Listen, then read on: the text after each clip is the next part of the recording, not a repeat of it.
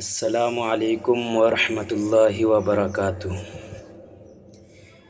اس صورت کی تلاوت شروع کرنے سے پہلے ہم نے مناسب سمجھا کہ اس صورت کا خلاصہ، اس کی فضیلت اور اہمیت آپ کے سامنے بیان کر دیں، تاکہ جب ہم اس کی تلاوت سنیں تو دل میں اس کے معنی اور پیغام کی گہرائی بھی اتر جائے۔ تو آئیے پہلے سورہ ملک کی فضیلت اور خلاصہ سنتے ہیں، پھر اس کی بابرکت تلاوت کا آغاز کریں گے۔ تو اس سورت کی فضیلت یہ ہے کہ اللہ کے رسول صلی اللہ علیہ وسلم نے ارشاد فرمایا، سورہ تبارک الذی یعنی سورہ ملک ایک ایسی سورت ہے جو اپنے پڑھنے والے کی سفارش کرے گی حتیٰ کہ اسے بخش دیا جائے گا۔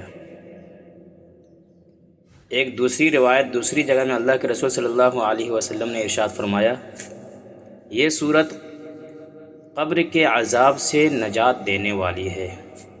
یعنی اگر کوئی روزانہ رات کو سورہ ملک پڑھے تو اللہ تبارک و تعالی اسے قبر کے عذاب سے محفوظ رکھتا ہے۔ اس سورت کا خلاصہ یہ ہے کہ یہ سورہ ہمیں اللہ کی قدرت، اس کی بادشاہت اور تخلیق کی کامل منصوبہ بندی پر غور کرنے کی دعوت دیتی ہے۔ اللہ ہر چیز پر قادر ہے۔ زندگی اور موت آزمائش ہیں تاکہ پتہ چلے کون اچھے عمل کرتا ہے۔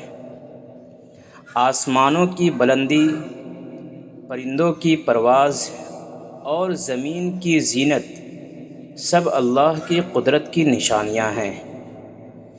منکرین حق کو عذاب کی وعید سنائی گئی ہے، مومنین کو ایمان، یقین اور شکر گزاری کی دعوت دی گئی ہے، اور آخر میں یہ بتایا گیا کہ اگر اللہ تبارک و تعالی پانی کو زمین میں اتار دے تو کوئی دوسرا لانے والا نہیں۔ یعنی اگر پانی بالکل سوکھ جائے تو اللہ کے سوا کوئی ایسی ذات نہیں ہے جو پانی کو اوپر لا سکے۔ تو اس سے پتہ چلا کہ اللہ رب العزت کی ذات وہ ہے جو ہر چیز پر قادر ہے، ہر چیز کا اختیار اسی کے پاس ہے۔ چلیے اب ہم ویڈیو کا آغاز کرتے ہیں۔ بسم اللہ الرحمن الرحیم۔ تبارک الذی بیدہ الملک وہو علی کل شیء قدیر۔ الذي خلق الموت والحياة ليبلوكم أيكم أحسن عملا وهو العزيز الغفور۔ الذي خلق 7 سماوات طباقا ما ترى في خلق الرحمن من تفاوت فارجع البصر هل ترى من فطور ثم ارجع البصر كرتين ينقلب إليك البصر خاسئا وهو حسير۔ وَلَقَدْ زَيَّنَّا السَّمَاءَ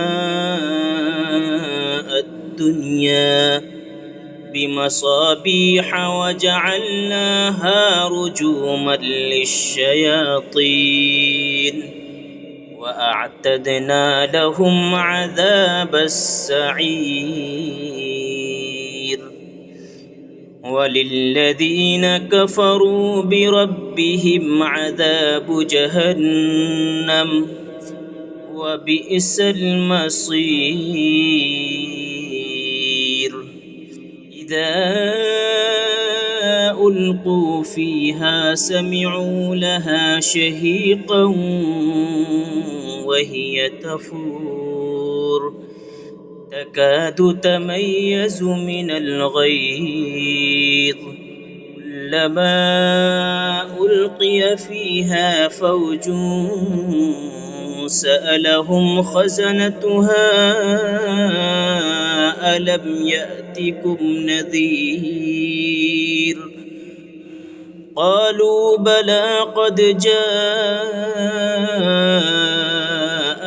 نذير فكذبنا وقلنا ما نزل الله من شيء إن أنتم إلا في ضلال كبير وقالوا لو كنا نسمع أو نعقل ما كنا في أصحاب السعير فاعترفوا بذنبهم فسحقا لأصحاب السعير إن الذين يخشون ربهم بالغيب لهم مغفرة وأجر كبير وأسروا قولكم أو اجهروا به إنه عليم بذات الصدور ألا يعلم من خلق وهو اللطيف الخبير هو الذي جعل لكم الأرض ذلولا فامشوا في مناكبها وكلوا من رزقه وإليه النشور أأمنتم من في السماء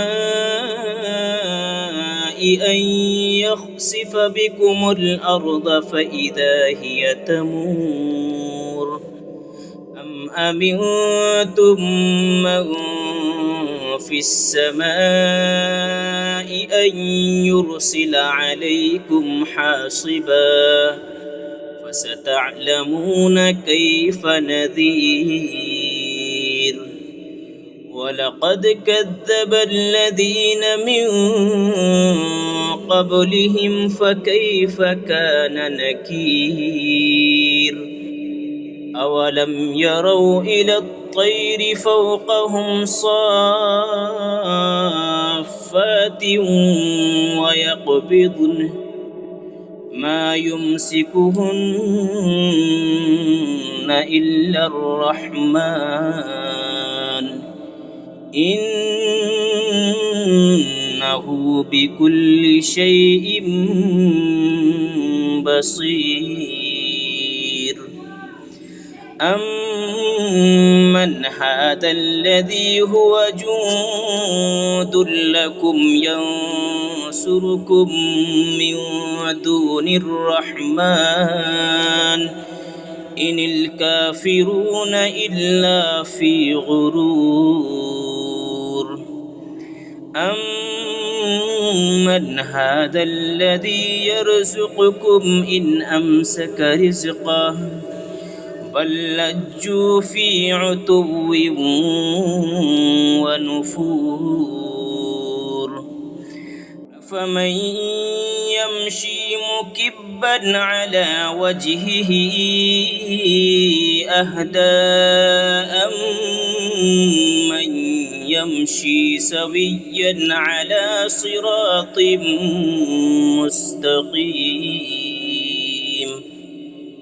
قل هو الذي أنشأكم وجعل لكم السمع والأبصار والأفئدة قليلا ما تشكرون قل هو الذي ذرأكم في الأرض وإليه تحشرون ويقولون متى هذا الوعد إن كنتم صادقين قل إنما العلم عند الله وإنما أنا نذير مبين فلما رأوه زلفة سيئت وجوه الذين كفروا وقيل هذا الذي كنتم به تدعون